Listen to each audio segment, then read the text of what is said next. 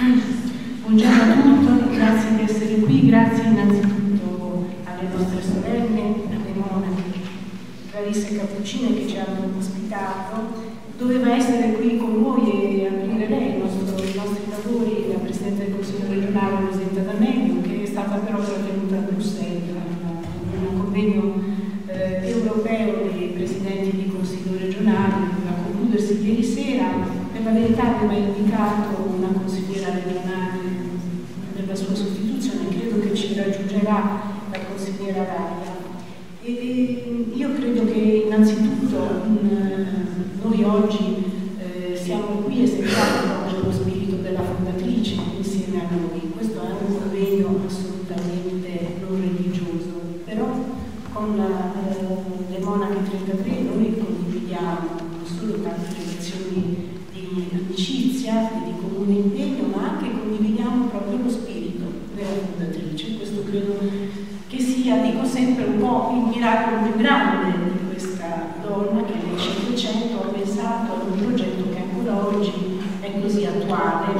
Prima la madre Badessa ricordava la lapide, è una lapide, è un linguaggio di quella lapide che è assolutamente consono ai nostri tempi, che parla e veramente risuona dentro di noi perché ci dice quanto avesse visto lontano. Ma io devo dirvi, questo è il tema del mio intervento, dell'impegno del Parlamento della Repubblica a favore della libertà di scelta delle donne in fatto di maternità, travaglio e parto.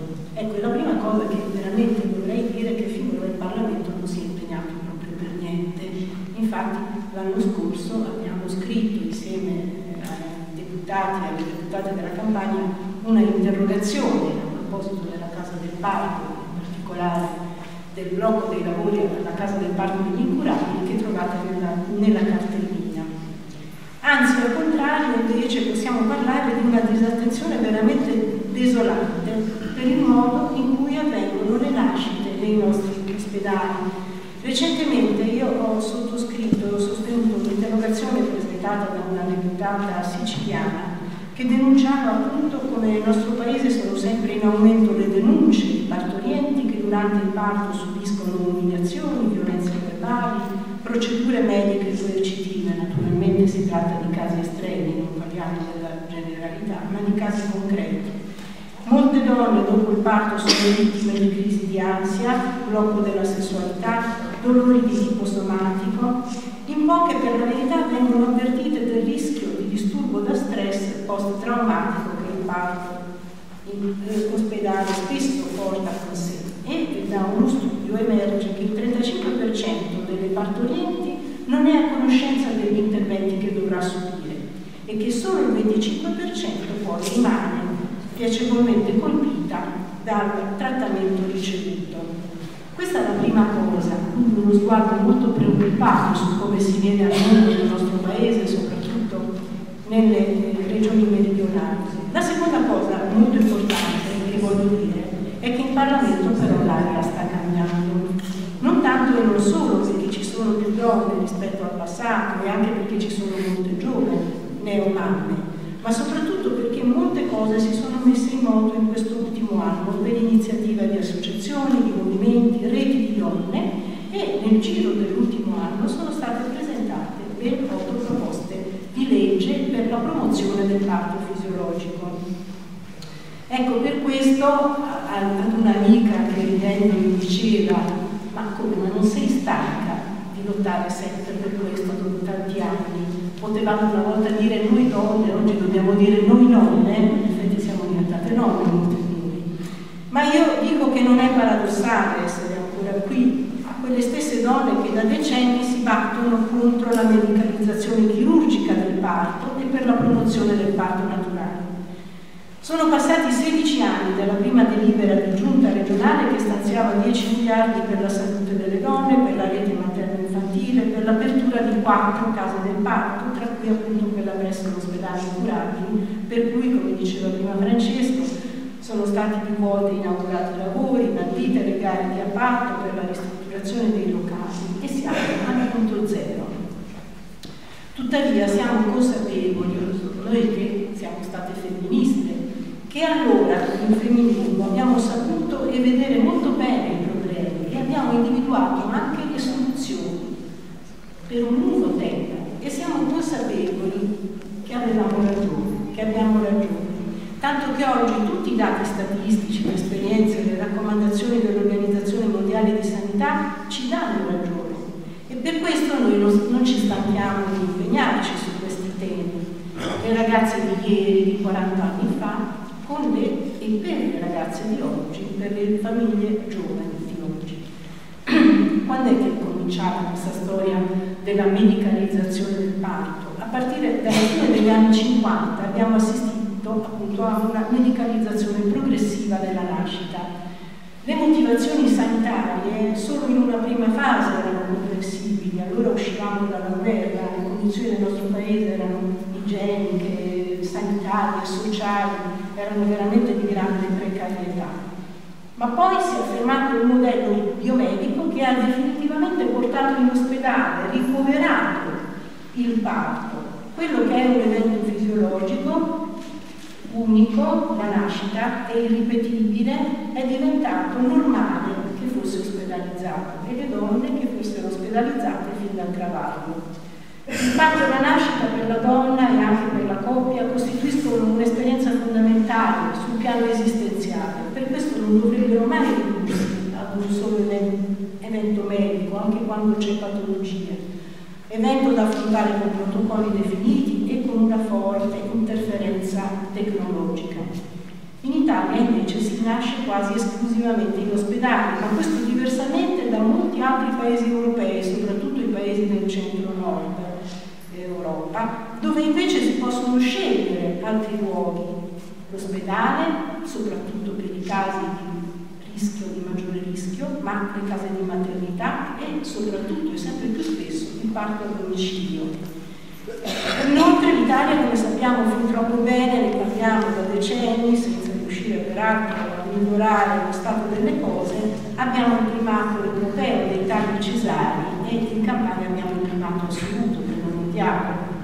L'ospedale è il luogo di cura della malattia ed inevitabilmente le motivazioni sanitarie prevalgono su tutti gli altri aspetti che invece sono fondamentali nell'evento della nascita, come l'emotività, l'affettività, l'intimità della relazione madre e bambino, il rispetto delle scelte personali, familiari, di coppia. Oggi più che mai è perciò necessario cambiare il paradigma. L'idea che i servizi di maternità debbano essere basati sulla donna e orientati a soddisfare le sue scelte e i suoi bisogni, in fondo è un'idea molto semplice, ma è molto difficile da mettere in pratica, perché richiede un profondo cambiamento culturale, di struttura dell'assistenza al parto e dell'organizzazione delle strutture che debbono avere davvero modalità del tutto flessibili, adattabili, cioè caso per caso, alle scelte soggettive della donna. L'Organizzazione Mondiale della Sanità, con le più recenti raccomandazioni, promuove in modo deciso, netto, senza se e senza ma, il parto fisiologico. Comincia a farlo dal 96, quando raccomanda un percorso nascita con il livello di cure più basso possibile compatibilmente con la sicurezza. Lo fa nel 2015 contro l'utilizzo inappropriato del parto cesareo, indicando i tassi, pensate bene, non superiori al 10-15%, cioè i tassi associabili con la riduzione effettiva dei tassi di mortalità. Noi, come sapete, siamo sopra il 50% e in molte strutture private raggiungiamo anche il 70%, perché poi c'è questo dato che nel pubblico la situazione è grave, in molte, non in tutte, quindi oggi abbiamo esperienze eccellenti, in realtà private invece la situazione è gravissima. In questa ottica abbiamo voluto indicare con questo convegno un'opzione netta per rilanciare l'obiettivo concreto e immediato di una casa del parto, nel centro storico di Napoli, oggi possibile tanto più perché abbiamo finalmente un presidio come il presidio dell'Assunto, che è un presidio di grande qualità per quanto riguarda tutta la maternità e la possibilità di venire al mondo in sicurezza, ma di questo parleranno altri colleghi. Una casa del parto nel centro storico della città, quindi una casa del parto, quella che è stata già finanziata da tanto studenti, ne ha parlato Francesco, agli ospedali dell'Indiano, per mettere in pratica da qui un cambiamento più grande, con l'obiettivo di rispettare e soddisfare i bisogni di benessere psicofisico delle donne e dei neonati, superando gradualmente l'ospedalizzazione, favorendo la consapevolezza e la libertà di scelta da parte delle donne sulle modalità e anche sui luoghi dove partorire, creando nuovi spazi per il parto, favorendo la gestione attiva del parto da parte della donna e della coppia.